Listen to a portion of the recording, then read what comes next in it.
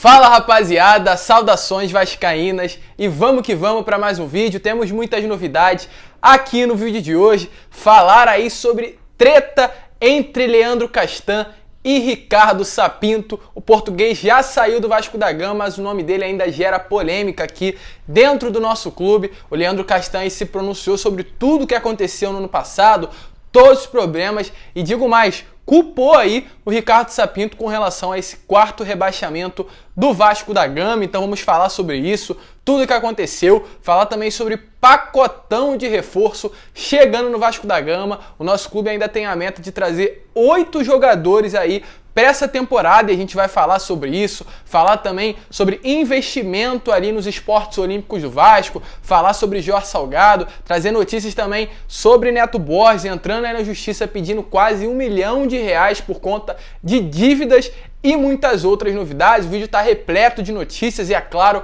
você não pode perder. E se você quer ficar por dentro aí, né, de tudo que está acontecendo, fique ligado no vídeo. Mas antes, rapidinho, eu só quero pedir para você, torcedor vascaíno que está chegando no canal pela primeira vez e ainda não é inscrito, para se inscrever aqui embaixo e ativar aí também o seu sininho de notificação para que todos os vídeos que eu enviar possam chegar até você. E além disso, também eu vou te pedir para deixar o like e o seu comentário para que esse vídeo possa chegar e a cada vez mais pessoas, seus amigos vascaínos possam ficar por dentro de tudo que está acontecendo aqui no nosso Gigante da Colina. Mas vamos lá, né, rapaziada? Sem muita enrolação, porque temos muitas novidades no vídeo de hoje. E já começando falando sobre Neto Borges, jogador aí que chegou nessa última temporada, foi aquele pacotão, né, no meio do ano passado, que veio Neto Borges, veio Carlinhos, veio Ricardo Sapinto, veio um conjunto de reforço e nenhum, de certa forma, prestou para o Vasco se livrar do seu quarto rebaixamento, né? E o Neto Borges aí entrou na justiça, pedindo dinheiro ali. Segundo o Neto Borges, o Vasco tem diversas dívidas com ele, relacionadas aí a 5 meses de salários atrasados, entre os meses de dezembro e abril de 2021. Também a gratificação natalina que não foi paga pela direção vascaína e o FGTS também, que o Vasco deve ao atleta. O Neto Borges aí também, além de tudo isso, ele alegou ali assédio moral pelo Vasco ao atleta. Então realmente muitas dívidas e segundo notícias aí elas chegam perto de R$800 mil. Aguardar aí o pronunciamento do Vasco da Gama com relação a essas dívidas, porém, num primeiro momento, a Justiça já negou a liminar do Neto Borges, mas ainda cabe recurso ao atleta. O Vasco ainda está isento dessa dívida, mas dependendo da situação, pode complicar sim, então esperamos que o Vasco pague o jogador, porque é um direito. O Vasco, para vocês terem noção, não está pagando o Neto Borges, não está pagando o Wesley, não está pagando o Henrique, o Marco Júnior nem o Lucas Santos. Esses jogadores que estão afastados pela direção cruzmaltina não recebem salários, isso lá na frente pode dar muito problema, então o Vasco tem que se correr atrás e pagar o salário desses atletas. E vamos falar aqui com relação a Vasco e rival, Vasco e Flamengo, porém fora das 4 linhas relacionadas aí a Germancano, Gabigol e Arrascaeta. O Germancano aí que fez uma doação, né, colocou ali 3 peças, a camisa de jogo, o uniforme 2, esse branco que o Vasco tem, joga, né, colocou também uma jaqueta branca autografada por ele e uma chuteira em que ele utilizou ali numas partidas a leilão, para que toda a renda arrecadada com esse leilão fosse ali direcionada à comunidade do Tuiuti, uma comunidade localizada bem pertinho de São Januário, para ajudar. O jogador inclusive usou aí as suas redes sociais para falar o seguinte: resolvi fazer um leilão com itens utilizados por mim e todo o valor arrecadado será revertido para a comunidade do Tuiuti. Oportunidade de ajudar quem precisa, uma grande atitude. O Cano aí que realmente caminha a passos largos para se tornar um grande ídolo do nosso Gigante da Colina. E até o momento, até a gravação desse vídeo, o Vasco aí, pelo menos através do Germancano, é claro, né, o próprio Cano, aliás, já arrecadou R$8.230, sendo R$5.000 o valor da camisa, R$2.110 o valor da jaqueta e R$1.120 o valor da chuteira. Um grande valor até o momento de 8 mil, ainda tem 6 dias de leilão, quem sabe aí chega a 10, 20 e pode ajudar aí a comunidade, uma linda atitude do Germancano. E por que eu falo que tá deixando ali o rival para trás mais uma vez, agora fora das 4 linhas. Porque nesse mesmo site de leilão, também, além da camisa do Germancano, está a leilão a camisa do Gabigol e do Arrascaeta. E o Germancano, em menos tempo, com a sua camisa a leilão, já conseguiu ultrapassar muito os valores ali, tanto da camisa do Gabigol quanto da camisa do Arrascaeta. E além de tudo, a torcida do Vascaíno quer tanto comprar a camisa do Cano que o site chegou até a dar pane. Então, definitivamente, a gente vê que o torcedor vascaíno abraça, vê que o torcedor vascaíno é apaixonado e muito mais apaixonado do que a torcida do nosso maior rival. Uma grande atitude do Germancano, que também passa por uma linda atitude do torcedor vascaíno e agora perdeu dentro de campo e vai perdendo também fora de campo com a demonstração de amor do torcedor vascaíno. Mas vamos seguir, falar sobre polêmica, falar sobre Leandro Castan e Ricardo Sapinto. O Castan, que deu uma entrevista à página do Globo Esporte, uma entrevista ali que durou 50 minutos, né? Aliás, repleta de notícias. Ele falou sobre o mau momento da direção, citou ali a péssima gestão do Alexandre Campelo, que era uma gestão que prometia e não cumpria. Inclusive, ali no meio do ano passado, os atletas, né, não queriam se reapresentar após a pandemia por conta de promessas feitas que não foram cumpridas relacionadas a salários atrasados. Falou que o primeiro erro dessa gestão do Alexandre Campelo foi ter ali tirado praticamente o Vanderlei Luxemburgo no início do ano e diversos outros que acarretaram nesse quarto rebaixamento. O Castan, inclusive, falou que chegou a conversar com o Campelo, evidenciar tudo o que estava acontecendo e se botou à frente dos jogadores para tentar levar o Vasco, conseguir a permanência do clube, mas nada adiantou. Uma gestão que, por conta aí da falta de capacidade, acabou levando o Vasco ao quarto rebaixamento. O Castan praticamente culpou aí o Alexandre Campelo desse aí infeliz rebaixamento do nosso gigante da colina. E além disso, falou também do bom trabalho que vem sendo feito pelo Marcelo Cabo, um treinador que realmente vem dando qualidade aos jovens, vem colocando os jovens para trabalhar, vem fazendo com que a equipe cresça de rendimento. Falou que é um dos pilares importantíssimos para esse bom início de temporada do nosso gigante da colina. Mas acredito, né, rapaziada, que realmente o que mais chamou a atenção ao longo da entrevista coletiva do Castan foi ali a polêmica envolvendo o zagueiro e o Ricardo Sapinto. Ricardo Sapinto, um treinador que chegou no Vasco no meio do ano passado com status, né, já que outro português havia feito sucesso no nosso rival. O Vasco entrou nessa ideia, quis trazer um português, porém, pelo contrário, ele veio e se deu muito mal no nosso clube. Não deu certo o Ricardo Sapinto, muito pelo contrário, um dos piores treinadores da história do Vasco, apenas 33% ali de pontos ganhos com relação aos disputados. Então foi um desastre o Ricardo Sapinto aqui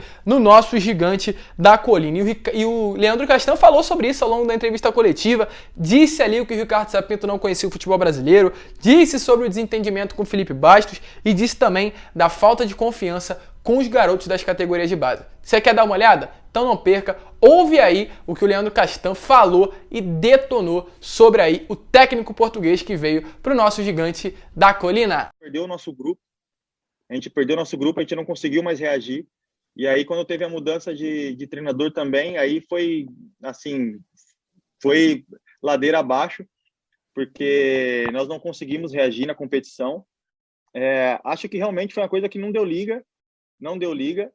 Ele não conhecia o nosso grupo, essa é a grande verdade, e eu falei isso para ele, então eu tô falando isso tranquilamente, porque eu falei isso para ele na cara dele mesmo, falei para ele, pessoal, o maior culpado para mim não é você, porque você não conhece nosso grupo, você não sabe como um joga, como o outro joga, como eu jogo.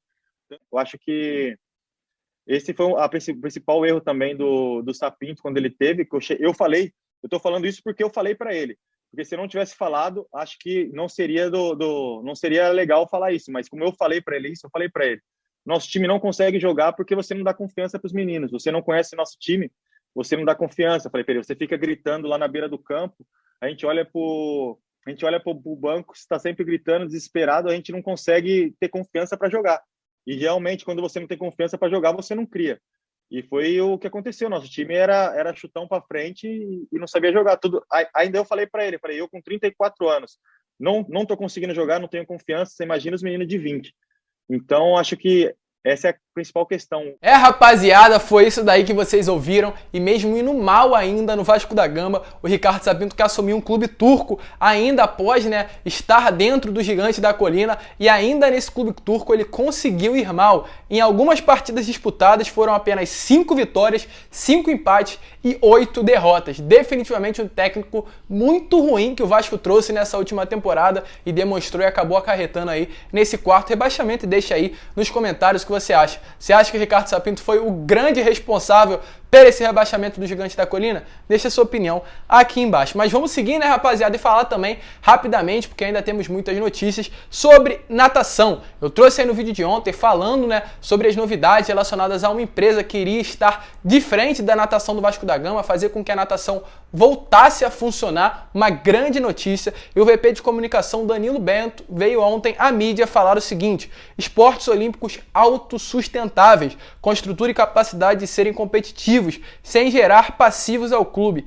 Esse é o modelo que queremos e iremos implementar em todas as modalidades. Parabéns à equipe da pasta de esportes olímpicos. Se você quer saber mais o que está acontecendo, dá uma olhada no vídeo que está aparecendo aqui em cima para vocês, onde eu trouxe tudo o que aconteceu relacionado aí a essa autossuficiência agora, aliás, da natação do Vasco da Gama, uma empresa responsável aí por comandar, sendo ela a Go Swim, a natação do nosso Gigante da Colina. Uma excelente notícia. O Vasco agora não vai gastar mais nada com a natação, vai apenas estampar a sua marca e receber lucros. Uma excelente novidade. Mas vamos que vamos, e vamos falar agora com relação a rapidamente Alan. Alan é um jogador que veio em 2011, se destacou, cria aqui da base de São Januário, e mesmo tanto tempo distante, ele ainda ama o Gigante da Colina. Por quê? Ele falou o seguinte aí: eu comecei a jogar pelo Vasco da Gama e virei torcedor. Sou até hoje. Tenho muito carinho pelo Vasco porque foi o time que me abriu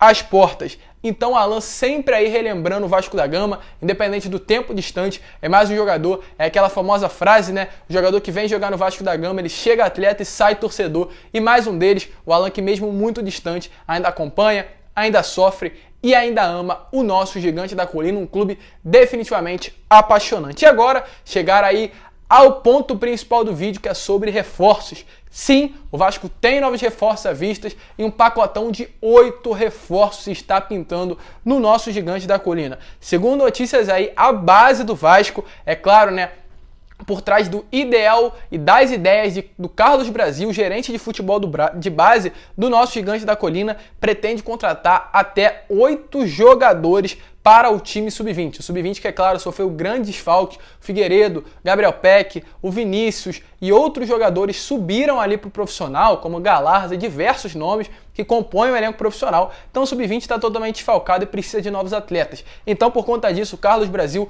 vai ao mercado com força máxima, está de olho em novos jogadores, inclusive fora do nosso país. Já chegaram 2 paraguaios e podem chegar mais jogadores sul-americanos para entrar ali no sub-20, fazer parte da equipe, porque o objetivo do Vasco nessa temporada é conquistar mais títulos. O Vasco na última temporada conseguiu a Copa do Brasil, a Supercopa, a Taça Guanabara e o Campeonato Carioca, e busca novas conquistas nesse ano de 2021, e para isso precisará de montar um novo elenco e precisará contratar novos jogadores, e esse é o objetivo do clube. Inclusive um novo jogador que chegou aí foi o Emerson Urso, um jogador que está vindo do São Caetano, realizará exames médicos aí nessa próxima semana, um jogador que já teve passagem pelo Vasco da Gama, tá passando aí imagens para vocês do Emerson Lima com a camisa do Vasco, no Maracanã torcendo pelo clube, ele que passou pelo Sub-16 em 2016 do nosso Gigante da Colina e é um vascaíno de infância, um dos grandes destaques aí do São Caetano pelo profissional do Campeonato Paulista. Inclusive torcedores do próprio São Caetano falaram o seguinte: é de longe o melhor jogador desse amontoado do São Caetano. Cuidem bem dele, vai estar no profissional muito rápido, um dos grandes destaques que vem aí para suprir a necessidade que há no Sub-20 atualmente e sem dúvida nenhuma vai dar muito certo, é o primeiro dos 8 reforços que estão por vir no Sub-20 do nosso Gigante da Colina. Falar com relação a um destaque da Ferroviária, o nome dele é Vinícius Zanocelo, um jogador de 20 anos que já faz parte do profissional também da Ferroviária. O Vasco estaria de olho no atleta, está no radar do Gigante da Colina.